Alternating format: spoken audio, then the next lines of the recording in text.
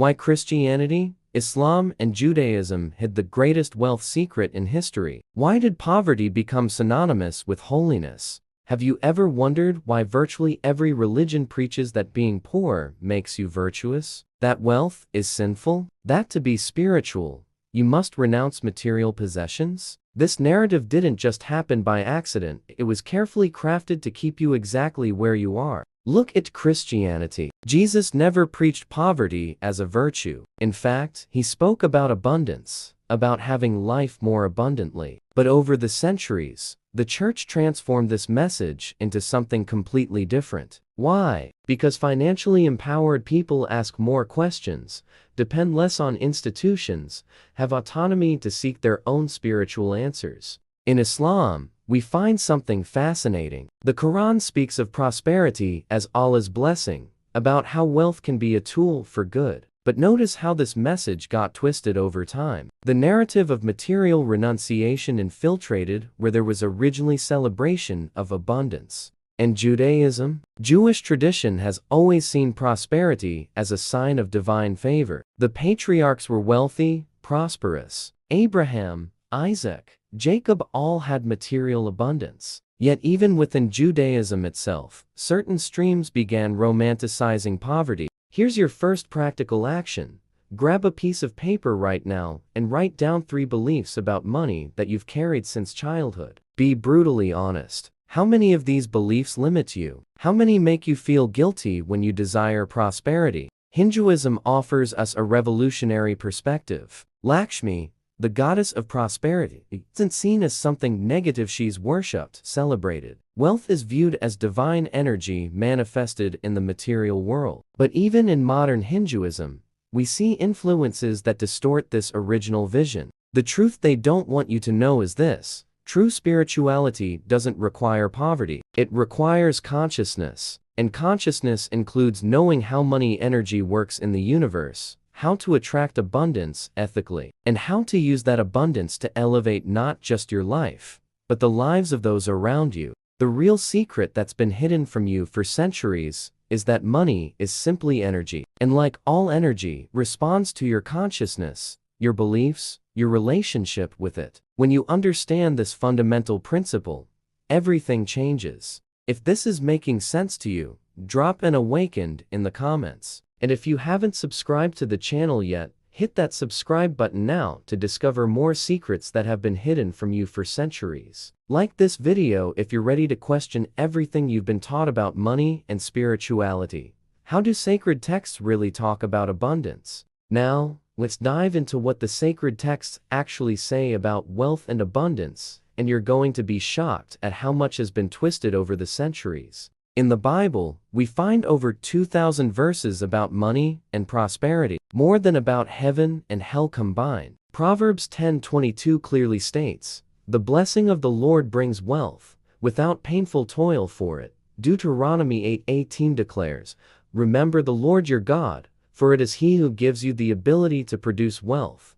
This doesn't sound like condemnation of prosperity, does it? But the interpretation that reached you was completely different. Why? Because religious institutions discovered that financially dependent people are more controllable, more submissive, more willing to accept ready-made interpretations without questioning. The Quran is even more direct about this. Surah 2-261 compares those who invest their resources wisely to someone who plants a seed that produces 7 ears, each with 100 grains. Allah multiplies for whom He wills. This is a clear blessing on intelligent prosperity and resource multiplication. In the Jewish Talmud, we find profound teachings about how wealth can be a spiritual tool. Rabbi Akiva teaches that one who has nothing cannot give. Jewish tradition celebrates the ability to support family, contribute to community, have resources to study, and grow spiritually. Here's your second practical action. Go research biblical verses about prosperity. Google biblical verses about prosperity and read at least 5. Compare them with what you were taught in church. See the difference between the original message and the interpretation that reached you. The Hindu Vedas speak of 4 goals of human life: Dharma, purpose; Artha, material prosperity; kama legitimate desires, and moksha spiritual liberation. Did you notice? Material prosperity is one of the 4 fundamental pillars of human existence. According to the world's oldest spiritual tradition, even in Buddhism, which is misinterpreted as a religion of total renunciation, we find teachings about the middle path. Buddha didn't preach extreme poverty, he preached balance. He himself had experienced both luxury and extreme deprivation before finding enlightenment. The reality is that the original texts celebrate conscious abundance, ethical prosperity, wealth as a tool of transformation. What was hidden from you was precisely this integrated vision of spirituality and prosperity.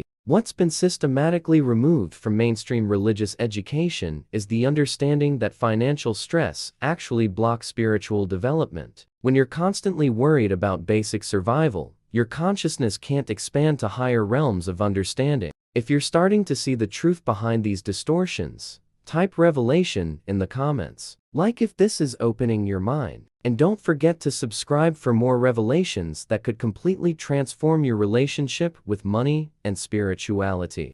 Why were mystics and saints secretly prosperous? Get ready to discover something that will turn your perception upside down.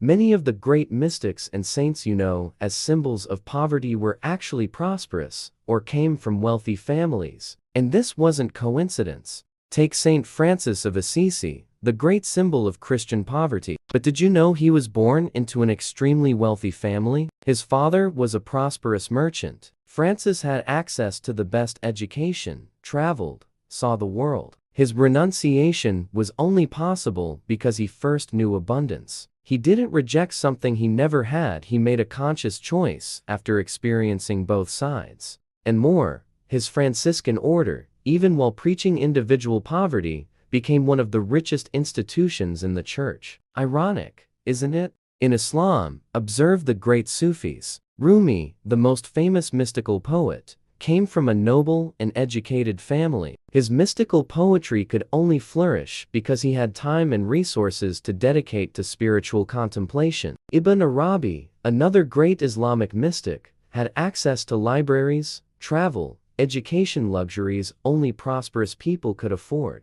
Here's your third practical action. Choose a saint or mystic you admire and research their family background. Discover where they came from financially. You'll be surprised at how many had resources or support from wealthy people to develop their spirituality. In Hinduism, the great gurus traditionally came from Brahmin families, who were not only spiritually elevated but also prosperous. Adi, Shankara, Ramanuja, Madhva all had material support that allowed them to travel, teach, write. The Vedic tradition always understood that spiritual development requires certain material stability. Even Siddhartha Gautama, who became Buddha, was a prince. He grew up in absolute luxury before seeking enlightenment. His spiritual journey was only possible because he first had all material needs satisfied.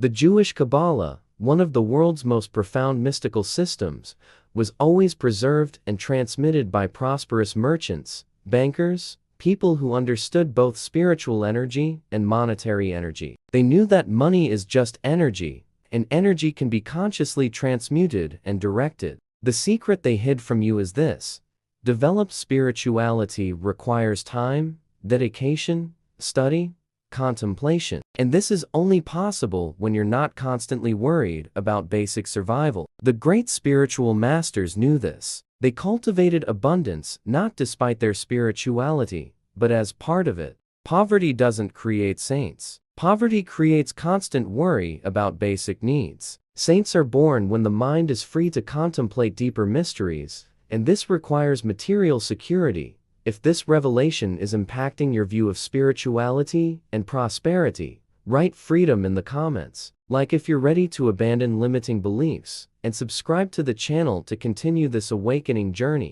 How religions used financial guilt to control the masses. Now, we reach the most crucial point: how and why religious institutions deliberately created guilt around prosperity to maintain control over the masses. What you're about to discover here could forever change your relationship with money and spirituality. The medieval Catholic Church developed a perfect control system. It convinced people that being poor was virtuous, that suffering financially was the path to heaven, while it accumulated unimaginable wealth itself. The Vatican became one of the world's richest institutions by preaching poverty to others. See the contradiction? They created the concept of indulgences, literally selling forgiveness for money. At the same time, they condemned the pursuit of wealth as sin.